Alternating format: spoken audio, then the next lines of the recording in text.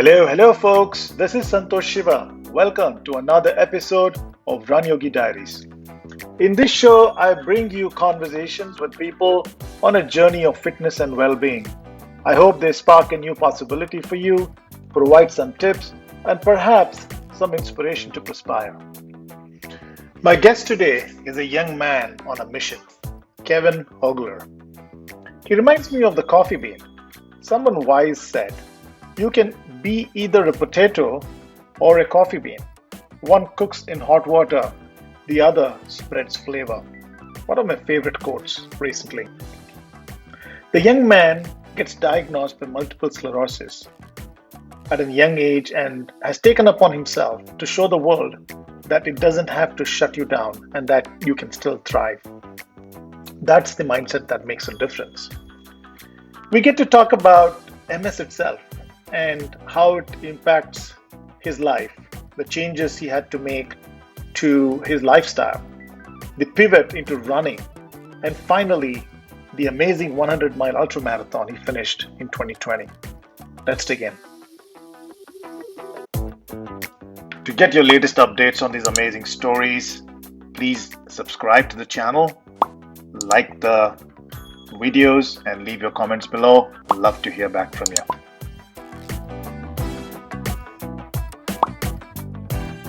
Hey Kevin, welcome to RunYogi Diaries. Hey, how are you? Hey, thanks for being on this show.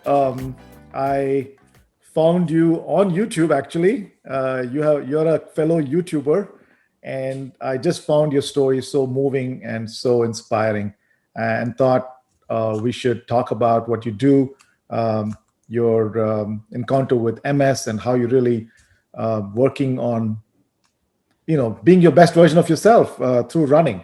So before we jump into the conversation, I want to hand it over back to you and have you introduce yourself, what you do, where you're from, and then we'll jump in. Awesome. That sounds great. And thank you for the kind words there. I appreciate it. And I really appreciate the opportunity to be on the channel and share some of my story and my journey with MS and with running. To kind of answer your question, I live over in New Jersey. So I'm born and raised in central New Jersey, grew up here playing sports, active life. Right now I work in finance, and then I'm a runner on the side. I like to call myself. I love running, love working out, love everything health and wellness. And that's really how I got to the point of where I am today with my running and with building out my YouTube channel, like you had mentioned. And I really seek to get better at my craft of running as best as I can with the time that I have that I can commit to it. Sure. Awesome. So I should have guessed that if you're in New Jersey, New York area, you're a finance guy. Yeah. So do you work in the Wall Street? So I actually work in right outside New York City. I work in Newark. Okay. My company has a big presence there. So that's where my office is right now. With everything going on, we're all working remote still. But when things get back to normal, I'll be back up in Newark. All right, cool. So, well, let's then jump in, right? And let's start like in the beginning. Were you a runner all your life, or give us a sense of what your early days were in terms of your running career? Yeah, so definitely was not a runner. I grew up playing sports, hockey, baseball, wrestling, and pretty much for hockey and for wrestling, running was my least favorite thing to do. I didn't like the conditioning part of it. I'd rather just work on the skill side of it. But I liked lifting. So growing up, I was always really into lifting. I liked to do bodybuilding, and I pretty much stayed away from running. It was nothing that I was interested in. And then after I graduated, or I should say after I got diagnosed with MS, which I'm sure we'll touch on, I kind of lost touch with my fitness for a while. And then ultimately when I came back to working out, I didn't love lifting anymore. It was like this complete change. And then this was which year? When was this? Well, give us a sense of timelines here. So from pretty much call it 13 or 14 until 18, I was really into lifting. I was playing hockey, I was wrestling, I was lifting 6 days a week. I was on the ice 5 to 6 times a week. So I was really, really active. And I went my freshman year up at Providence College in Rhode Island, and it was my 4th week of school. So I was 18 actually when I got diagnosed with MS. So throughout college, I really was not in touch with working out. I just couldn't get back into it. At first, it was more of the lingering nervousness and concern around working out.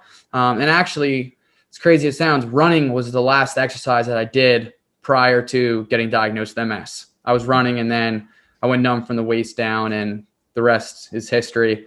So then fast forward to graduating from college, still wasn't really into working out that much. I just never got back into it. And then the end of 2019, I don't know what it was. I personally call it divine providence. Something was like, get outside, go for a run. And that was it. I just fell in love with it. I started running every day. And then I found MAF training, which helped me feel better running. And then now I just can't get enough of it. I try to run 6 days a week, and it brings me so much joy and pleasure to be out there and to be running and be a part of the ultra running community. Cool. So in terms of like, which year was this? You said you were diagnosed with MS when you were 18. What year was that?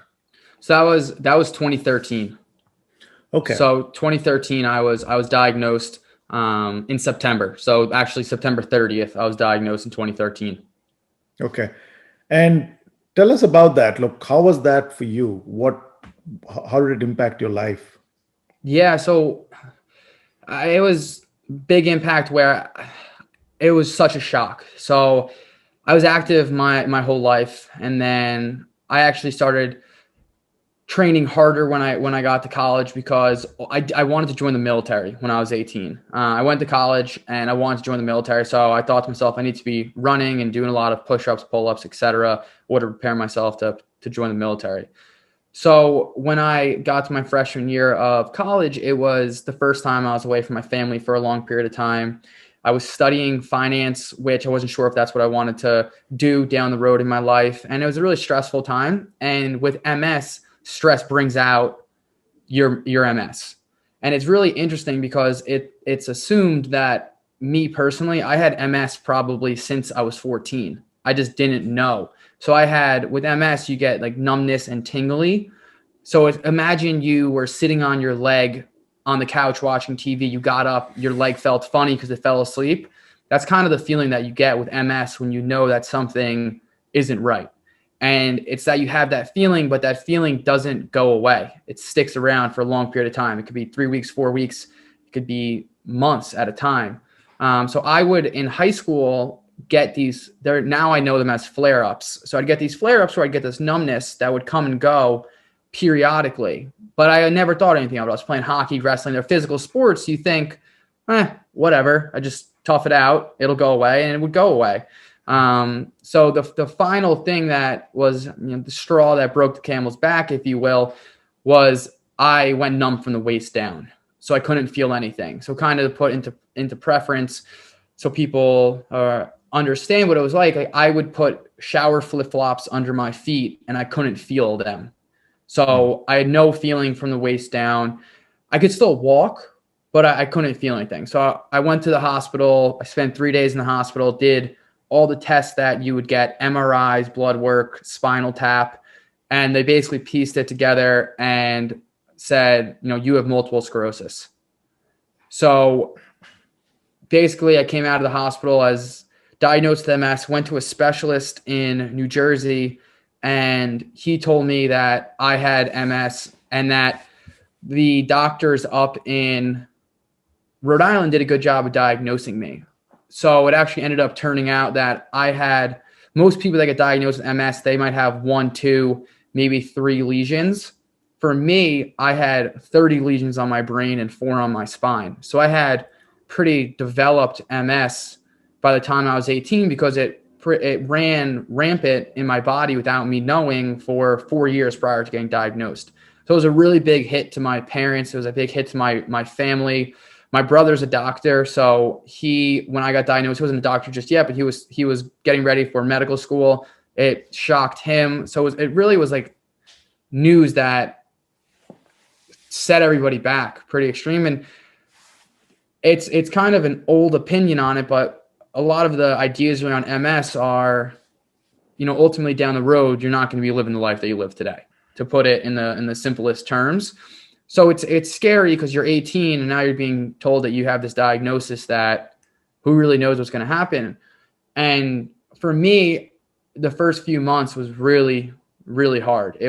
I would cry myself to sleep, but then finally I turned a new leaf and I was like, you know what, I need to start building myself back up.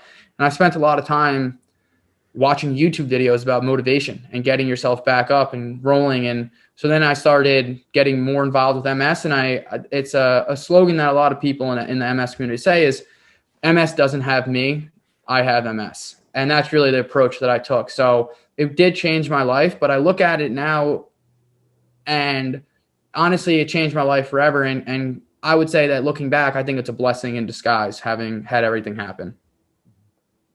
So that is very touching and very inspiring. It definitely would have been a difficult and challenging time for you.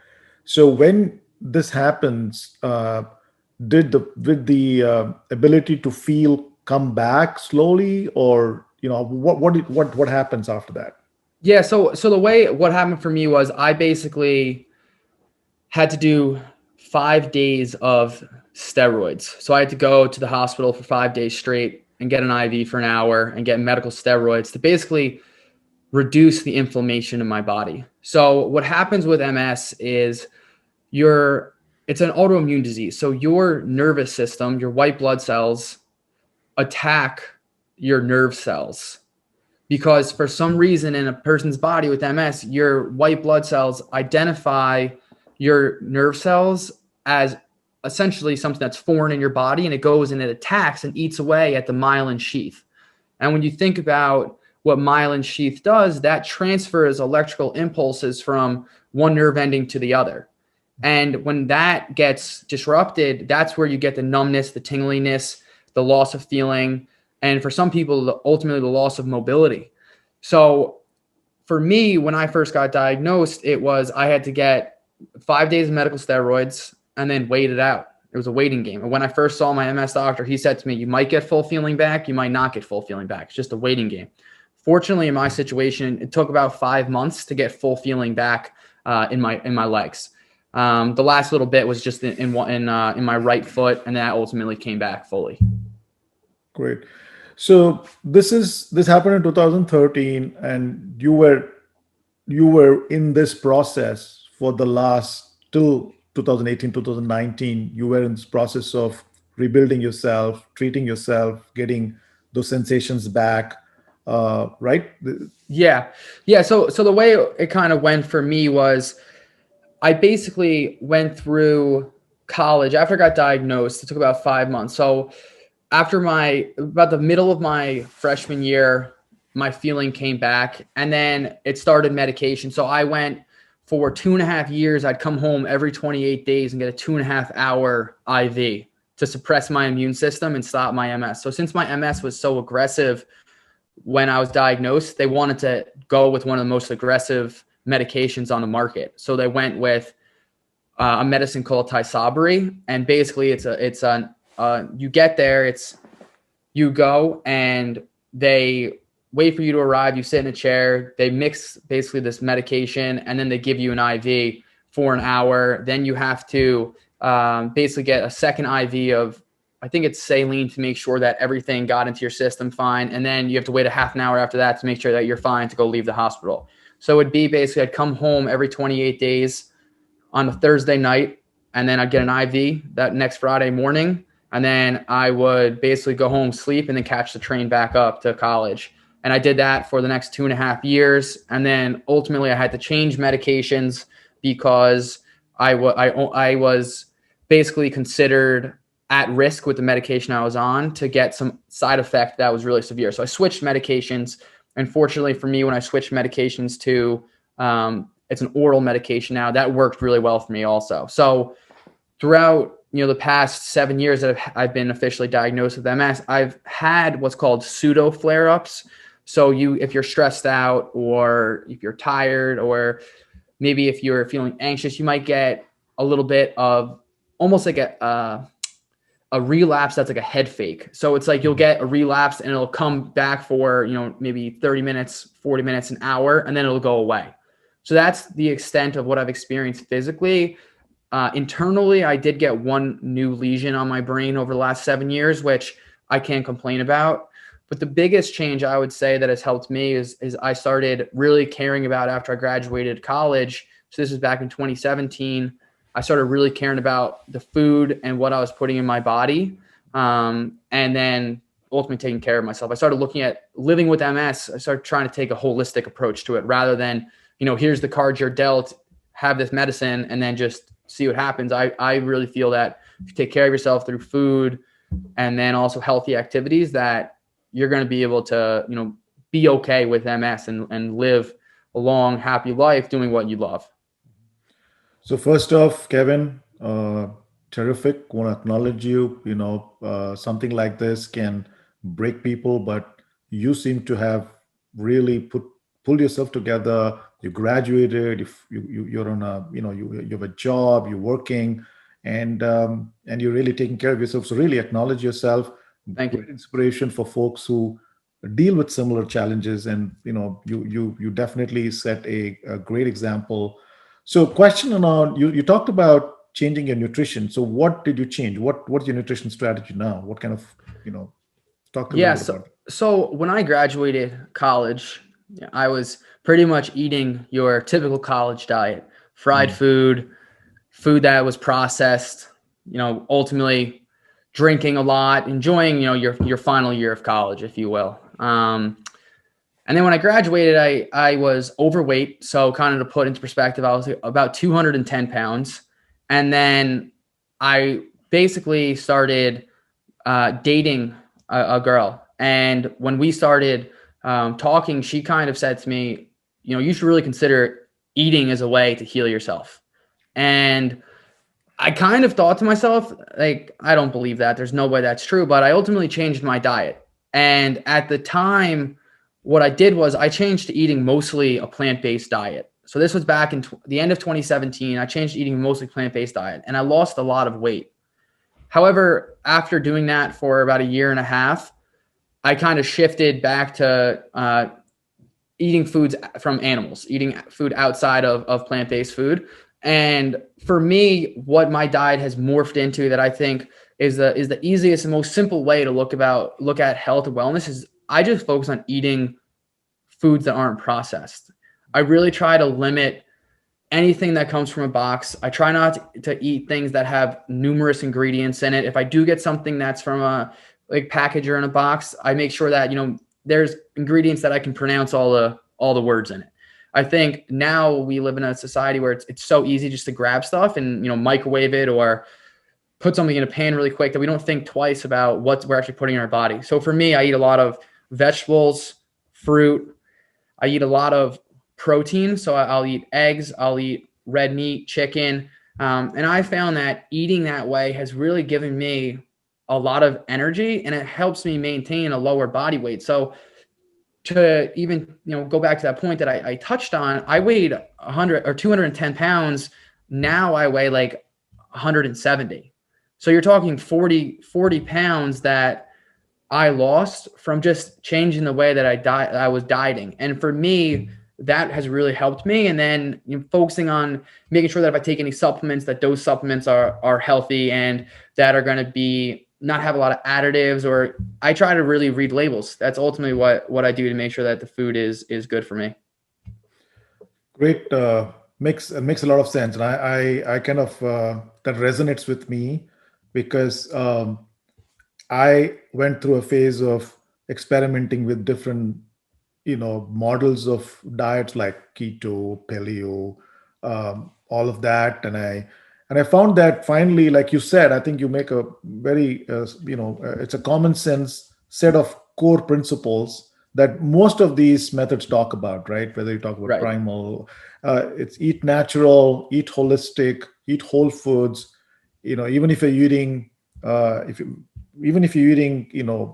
animal-based food, let it be holistic, grass-fed, those kind of things, right? So absolutely, that makes a lot of sense, and it's very practical, for most people to just at least follow those core principles and still get the level of nutrition and health they can get. So that makes a lot of sense. Yeah. Yeah, and I completely agree. I think that's the thing, that we live in a time where anywhere you look on social media, or if you're watching the news, you might see these diet trends. And much to your point, the main principle of all these diet trends is just cut out the processed stuff and focus on eating whole foods, and focus on stuff that comes from nature, and stuff that, you know, we could have eaten, you know, 100, 200, 300 years ago, that was more natural. And then if you do that, if you make that one switch and you forget about all the other dogma and you just focus on eating foods that are whole foods, your body naturally is going to shed weight, and you're naturally going to perform better and recover better in whatever tasks that you're going for. Yeah. No, that makes a lot of sense. So then one fine day you hit upon running, right? Yeah. So tell us about that. What happened? Was it someone who introduced you to running, or it was just like something you were reading? Tell us a little bit about that. Yeah. So I ultimately was just tired. So when I graduated, it still took me time to not get back into working out. I was trying to get myself to go lift weights, but something wasn't clicking with me where it used to, where I wanted to do bodybuilder type workouts. It just wasn't gelling with me. It wasn't making me excited. It wasn't making me happy. It felt like more of a chore. So at the end of 2019, it was actually right around Thanksgiving, I was thinking to myself, like, what can I do? So what can I do to stay in shape, stay healthy? And I was like, I'm just going to go for a run. Like, something told me to go for a run. And I felt like, you know what, I'm going to get outside and I'm going to go for a run. And I went for a run, and it was a short run. It was, you know, like a 2 or 3 mile run. And I came back and I just felt like, wow, this was great. I loved it. And following that, I ordered a Garmin, and on Black Friday, so I got a little bit of a discount, and then it arrived. And after that, I just started running. And for me, it was something I just started enjoying so much. And I just felt like I wanted to do more. And that was one of the things that I love about running, is you can do more. I'm not saying that more is always better, but I'm saying that you can find new challenges with running. So for me, it was like, okay, I went out and I ran 3 miles, and then I went out and I ran 4 miles, then 5 miles, then etc. And I was like, wow, like, I'm really enjoying this. So I stuck with it. It felt right. It was something that I loved, and it has taken over in a good way, my fitness, and it has taken over what I like to do. Like, I'm getting back into lifting now, because I think it's good to complement running with it. But for me, still, most of my workouts and most of my training is going to be running. Yeah. So this was 2019, right? Yes. When was it? Like which month? So it was end of November, Wow. and then and then December. So I started picking it up, and then January is when I really started, like, almost every day, let me get out there and run. Awesome. And then you signed up for an ultra. Yeah. So how did that happen? I mean, you started running in the month of November 2019, and so when did that happen? When did you decide to do the ultra? So when 2020 started, obviously nobody thought 2020 was going to end up the way that it did, with COVID and races being canceled. But when 2020 started, I signed up for a few races. I signed up for a 10-mile trail run in February. Then I signed up for a 10K and a half marathon, all in, like, I think the last run was going to be April. April was supposed to be the half marathon. So I went and I ran this 10-mile trail run in New Jersey. It's I don't want to say northern New Jersey, but it's more north in New Jersey. And I ran this trail run, and I did pretty decent in it. And I was like, I love this. I'm like, what else is there that I can do? And I started reading about it. I started looking into it more, and I found ultras. And for me, I don't know why, but something in my brain was like, the idea of doing something more than a marathon just appealed to me. I was like, this is something that I want to do. And it goes back to kind of the idea of, like, what can my body do? How far can I push myself? And for me, with running, and one of the reasons why I love ultra so much, is that it's you versus you. There's nobody out there that's going to run for you. Like, you have to do it yourself. And for me, thinking to myself, like, I want to do a race farther than a traditional marathon. let's sign up for something. I signed up for a 12-hour ultra in August of 2020. And then I had a 33-mile race that I signed up for. And the 12-hour race in August happened, but the October race didn't happen. That got canceled. So when I got notice that got canceled, I was like, I want to do something. And I had seen that 100-mile ultra marathons were a thing at the beginning of the year, but I kind of doubted myself. I was like, 100 miles, it's a far distance. But I thought to myself, maybe I will sign up for this. Maybe I will try to get this done. And ultimately, when my race got canceled in October, I was like, you know what? I'm going to go for it. I'm going to try signing up for this 100-mile ultra marathon and see what I can do. And then that's what I did. Wow. So you were basically training for the October 33-mile run, and then you just decided to do the 100-mile. That's amazing. That's a huge jump. So what about the 12-hour race? So what happened to the 12-hour race? How many miles did you find get into those? So the 12-hour race, I think that was the best eye-opener I could have ever had. And what I mean by that was that race really showed me how much I needed to improve and get better. So prior to me going to this 12-hour race, I wasn't really doing long runs. I wasn't going out and doing these runs that are 12, 13, 14 miles long and anything above it. Like I didn't do any of that. Like I did one run prior to my 12-hour race that was just like a one-off 50K that I just ran around my town until I hit 50 kilometers. And that was probably 6 weeks or 8 weeks before that 12-hour, before the 12-hour race. But when I went to the 12-hour race, I'll say I was not prepared. So I ended up getting 48 and a half miles in 12 hours. And for me, that was also the first time that I was disappointed in ultra running and disappointed in myself. So I had this big goal of going into that race and hitting 50 miles. And that ultimately didn't happen. And the reason why I say that it was the best teacher that I could have ever had was because I learned that, one, I need to start training different. And then I learned, two, that I need to figure out nutrition and hydration for running. So I started hurting on the 12-hour race. I started feeling pain at like mile 18. My legs started bothering me. And then I wasn't eating enough. And then I was dehydrated. So that's one of the things that's the best about these races is you can learn so much from one race. And that 12-hour race really showed me that if I want to get better and I want to compete, then I need to start changing things.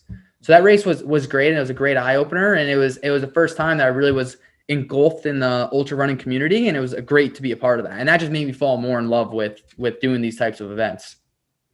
And this was a trail, or was it on the road? The 12 This was on the road. So it was a 3.5 mile loop, as many loops as you can do within 12 hours.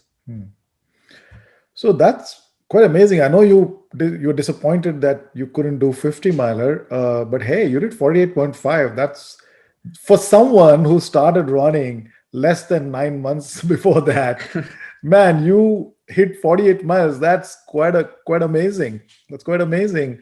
And not through any specific method of training. You seem to have just stumbled along forward and still been able to do 48.5 and survive it. So congratulations on that. That's pretty cool. Thank you. That's pretty cool. So it looks like you're a self-learner. You just like to try things out and figure it out yourself. You don't want to read some book on ultra running and follow a particular format or anything like that, right? Yeah, I feel like for me, and I feel like it could benefit a lot of runners experimenting. And for me, what I learned early on was that I needed to find a way that works for me. And I think that's one of the hardest parts about ultra running. And when you're trying to develop as a runner is so many people, I think, are looking for answers that work for somebody else. But at the end of the day, we really have to focus on what works for us. So me individually, I'll never forget this. It was the turning point in my training. At the end of 2019, maybe the beginning of 2020, I went out for a long run and I ended up doing 13 miles. And I came home and my girlfriend looked at me and she's like, "You look terrible." And I felt terrible. I looked at myself in the mirror. I was like really flush. I looked pale. I just did not look good. And that kind of pushed me into this, you need to find what works for you. And I soon realized that I can't go out and just hammer every run and run really hard and do, a crazy hard push every time that I go out for a run. And that's what led me to finding MAF training. So for me, I constantly am trying to listen to podcasts. I'm trying to watch YouTube videos, listen to more veteran runners that have already learned what works and see what works for them. And then I take those tidbits that I learned from them and try it out for me. And I see what works for me. And that's something that I think I find to be very beneficial for myself, and that I think could benefit a lot of people. Like for me personally, on Sundays, it's my long run. So I'll go on Sundays and I'll go run however long it might be in my training block. It could be 10 miles. It could be up to 20 miles.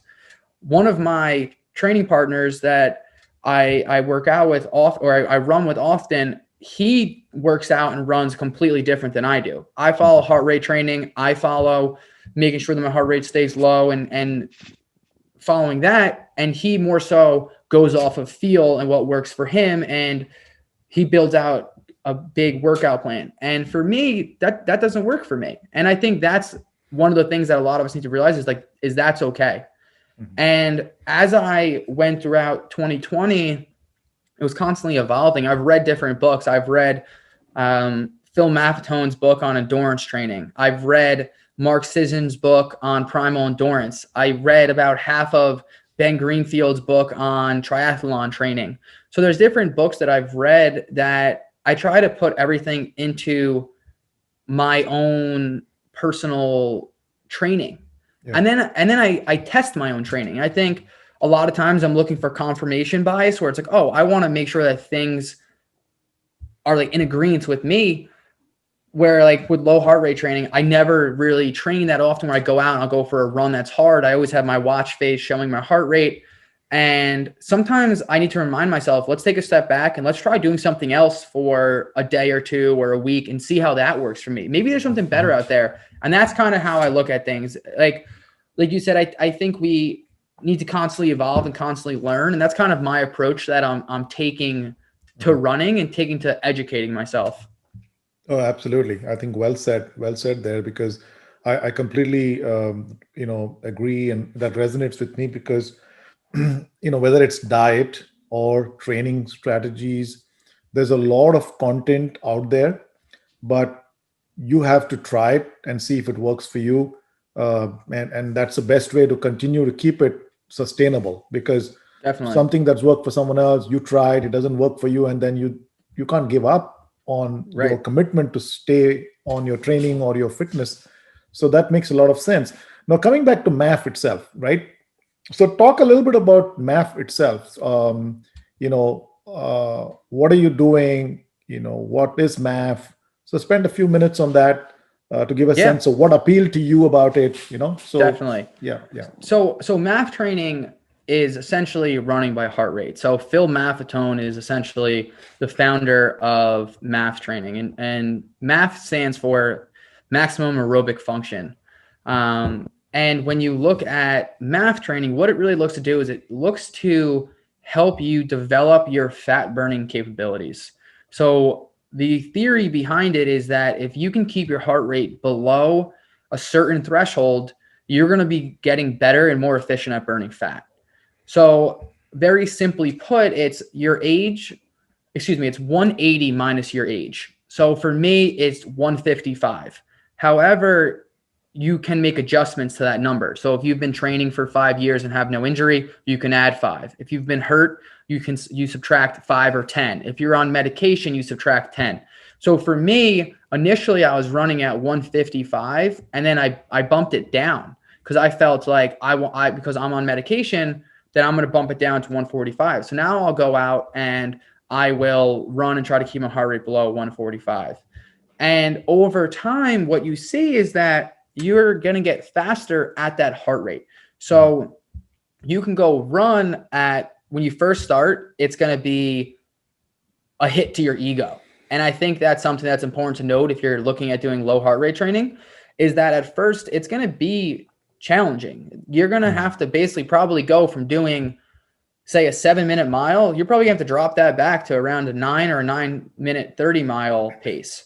And that's challenging. That's why a lot of people avoid it. But for me, I kind of thought to myself, as the way I look at running and my running career is that it's not a marathon, or excuse me, it's not a sprint, it's a marathon. And that's really the way you have to look at it. And for me, I thought to myself, I'm 25 and I hope to be running for the rest of, my life. I don't want to get burnt out, get hurt. And that's what I feel in MAF training. And the benefit of it is that you're never really going out and hammering. And there's going to be times where you go out and you might have to walk some of it. And that's challenging and hard. But now fast forward to a year of MAF training, I never have to walk. I don't really have to worry too much about my heart rate. I went out yesterday for a run and I did a test on myself. I didn't look at my heart rate the entire time. And my heart rate was 150 average for the whole run, which for me, you look at it and it's like, wow, like I can now go out, and that was the fastest run that I've done in a long time. And it's because of these improvements that you get from MAF training. And then I think the other benefit is the injury side of it. You're able to go out and run almost every day, because technically when you go out and run this way, it falls into the category of almost like a recovery or rest day run, because it's easier. You're not going out and hounding yourself. So I can go out and run. And one of the biggest things to me that showed me that this was something I want to continue with, I never came back from a run depleted. So a lot of runners, they go out, they press the go button, and they're hitting the gas for the whole run. They come home, they need to eat something super sugary like cereal, or they need to eat something processed like maybe a candy bar, something to restore their glycogen. And ultimately that's not going to be good for you. So for me, I can go out, I can come back from a 10 or 12 mile run, have 4 eggs and be fine. And then the rest of the day I feel fine. I'm not slamming down Gatorade the rest of the day to try to get myself feeling fine. I'm not tired or fatigued. I don't need to lay on the couch. Everything operates fine and smooth. And the thing that showed me the most was when I decided to run the 100-mile race, I needed to increase my mileage drastically in 2 months. And I'm not saying that everybody should do what I did, but I did roughly 500 miles in 2 months, injury-free, and running 6 days a week. And I don't believe I would have been able to do that if I wasn't doing MAF training the entire time. Yeah, no, absolutely makes sense. And, I got introduced to MAF last year, and I've been running recreationally for a long time, and I'm not as young as you are. I'm twice as old as you are, but and I've been running for about 12 years. I've been running marathons, but I got introduced to MAF first time last year, and I took on to it. And I agree with you. So one of the things that one tends to be impatient with is you have to slow down first, right, to get the benefit of this training.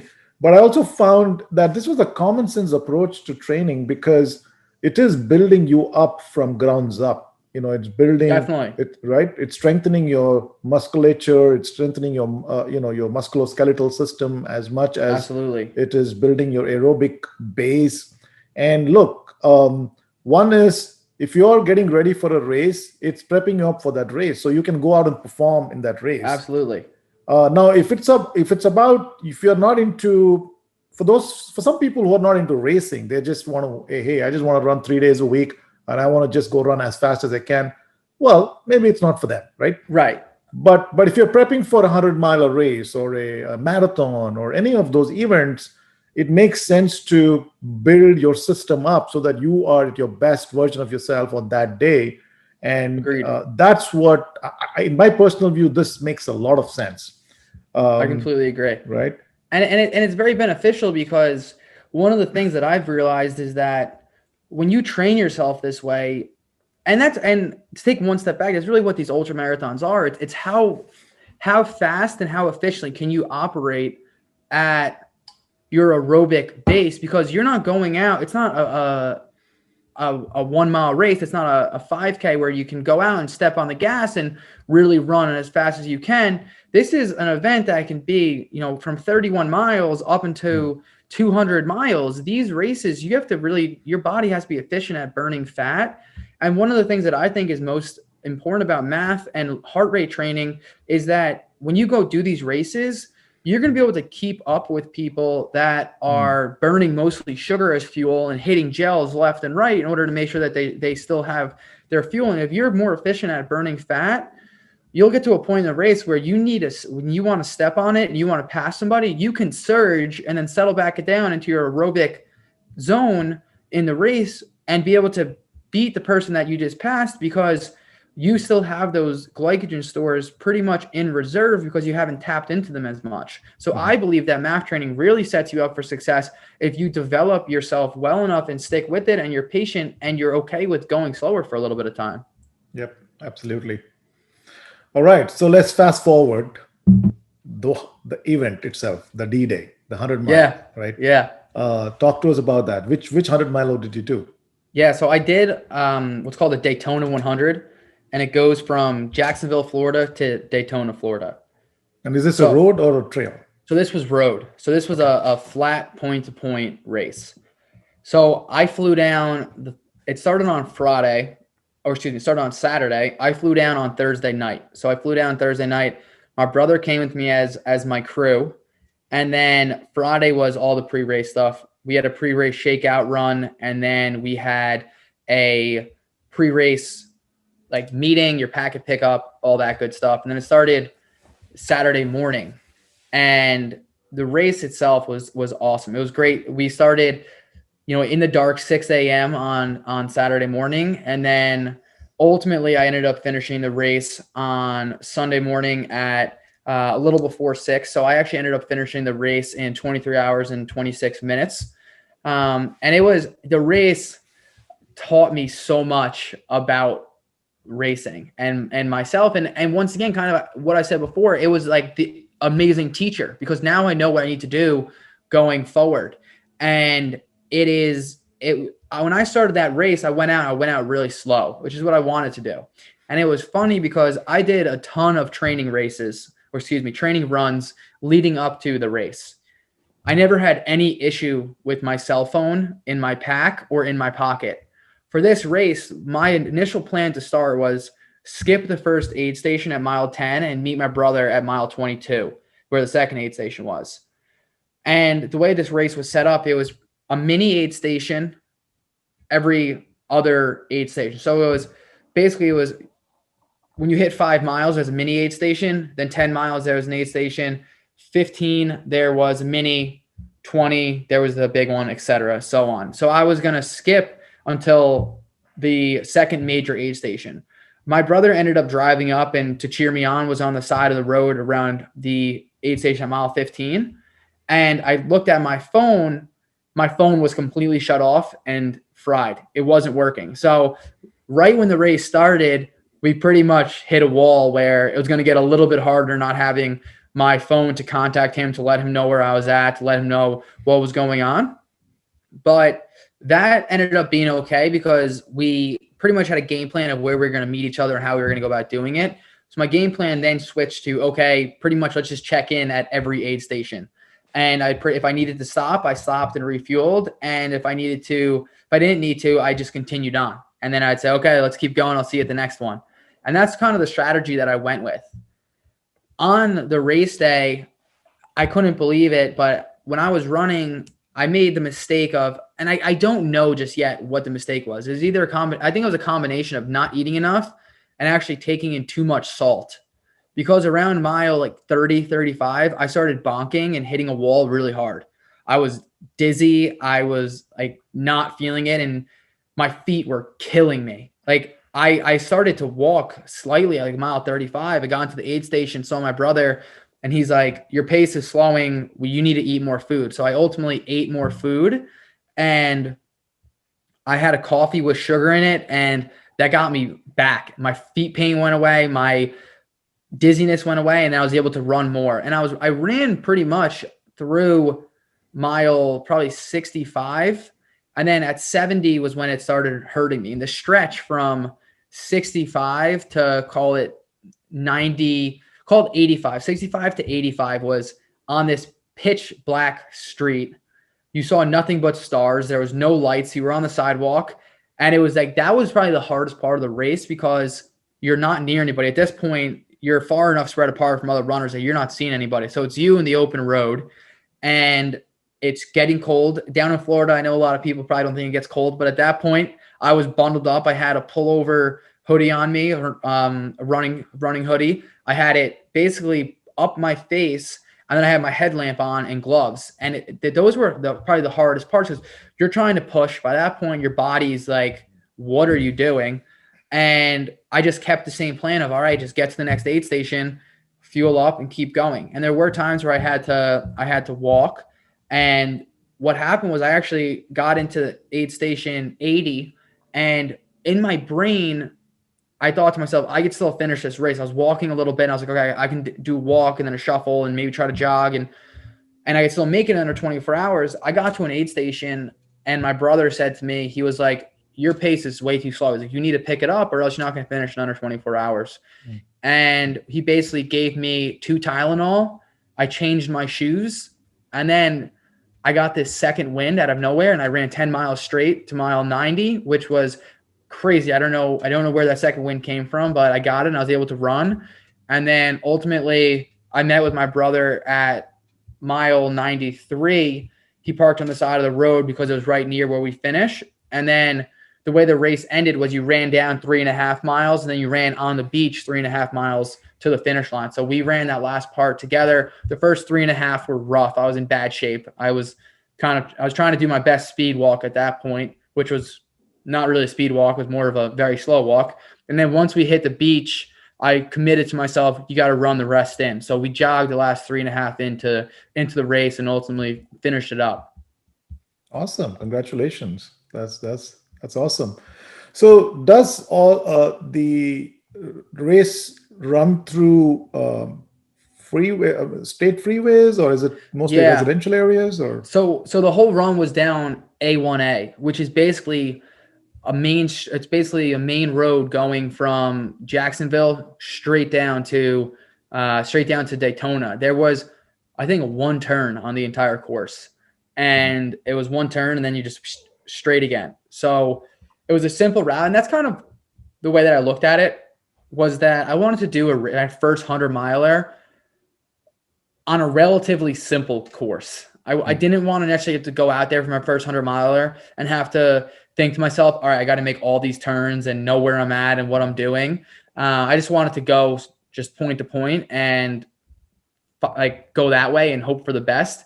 And that's ultimately what ended up happening. I was really happy that if anybody listening to this wants to run a 100-miler, if you can get to Florida in December, it's the beginning of December, it's a great first 100-miler to do.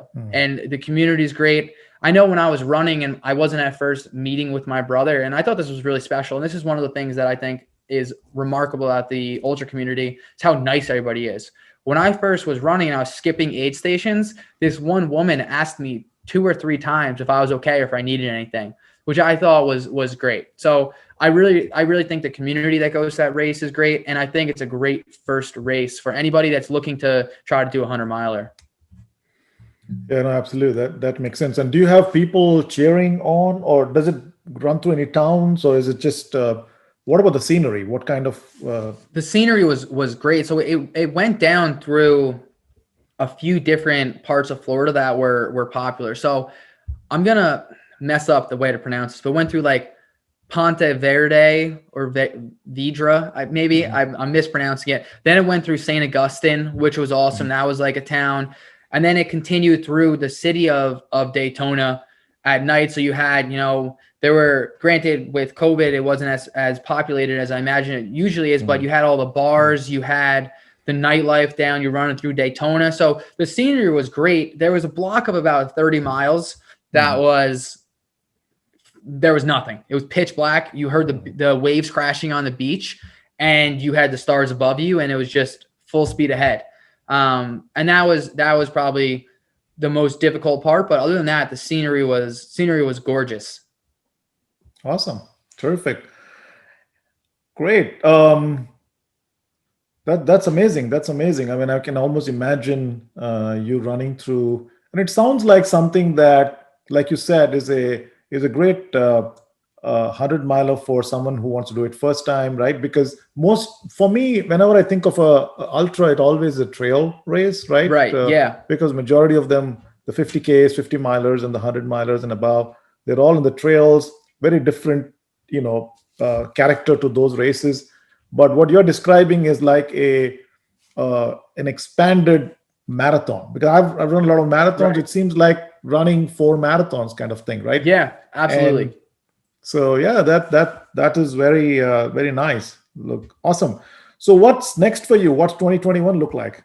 Yeah, so 2021, I'm still trying to figure out my schedule completely, but I signed up for a few races. My big event that I'm doing in the first half of the year is a 24-hour, as many miles as you can do. It's actually in New Jersey, and it's basically a 1-mile loop on the pavement for 24 hours. And for me, it really matters to me because I'm going to try to tie that into an MS fundraiser. So that's why it's so important to me to really do well in that race. So basically my year is going to go March. I'm doing a 50-miler trail in Pennsylvania. Then in May, it's a 24-hour race. And I'm really going to try hard for that because I really want to try to put in my best effort. And I actually want to my goal is to I want to break at least 105 miles in 24 hours.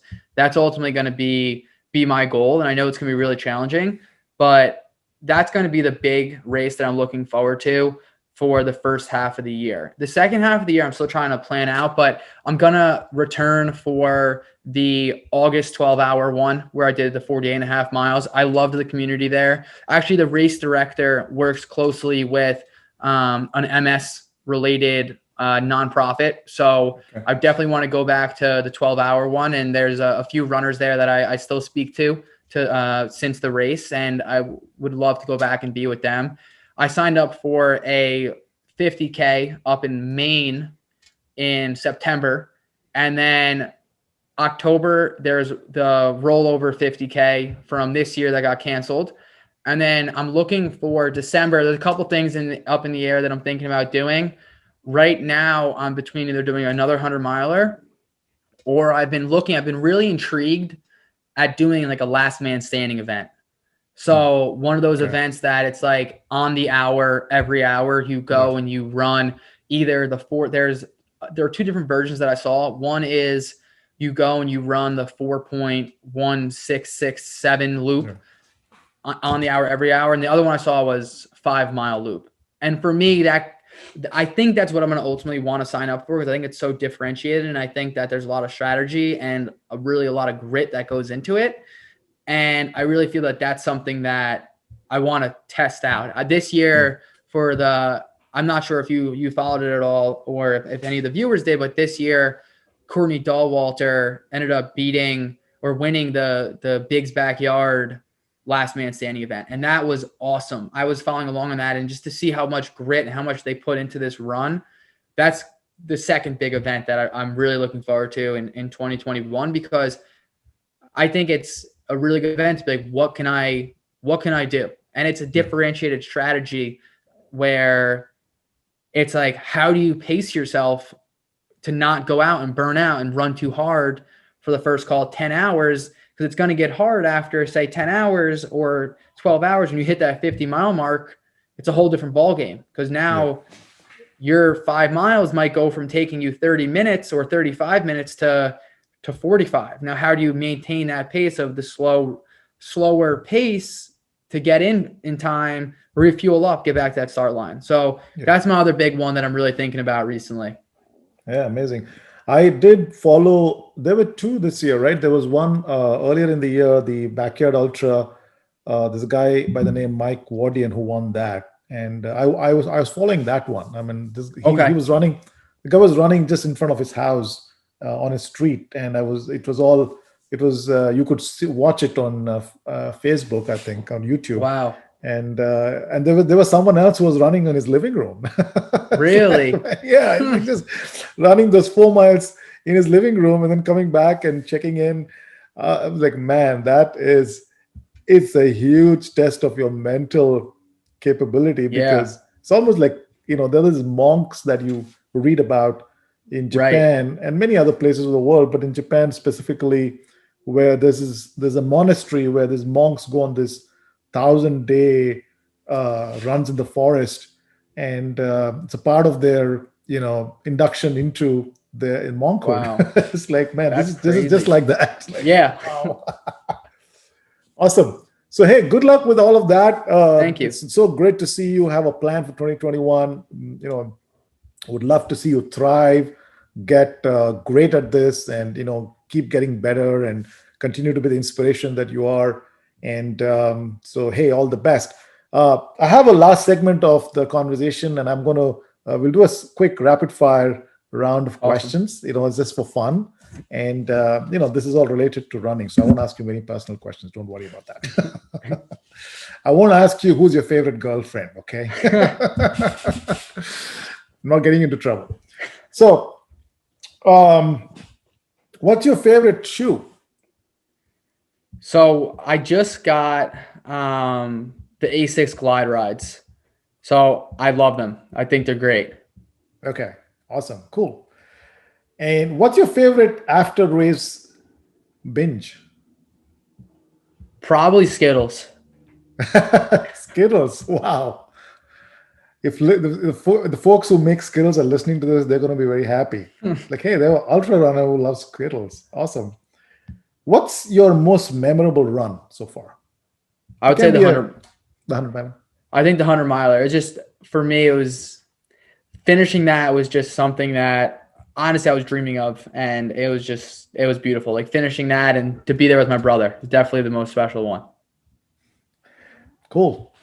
What's your future fantasy city or a place that you want to run? I would love to run. I don't know where it takes place, but I'd love to take part in like the MOAB 240. Ah, nice. That's a big dream and goal, but I would love to run there. Awesome. I had two guests in my show. If you look at my previous episodes, who finished the MOAB 240 in 2020. Wow. Yeah, you should That's check. awesome. You should check that out. I can connect you with you to them. That'd be awesome. They're amazing folks. The last one. Give me your 3 mantras for having a great life. Do what you love. Don't care what anybody thinks. Focus on being happy. Woo-hoo, cool. All right, Kevin, this was a fantastic conversation. I loved every bit of it. Again, wishing you all the best. We will continue to follow you. I'll share your YouTube channel links as well as anything else, any other social media platforms you're on in the show notes, so people can get in touch with you. So hey, thanks a lot for being here. Have a fantastic weekend. Thank you so much for having me. I really appreciate the time, and I really appreciate being a part of the podcast and a part of the show. Yeah, absolutely. Thank you. Have a good one.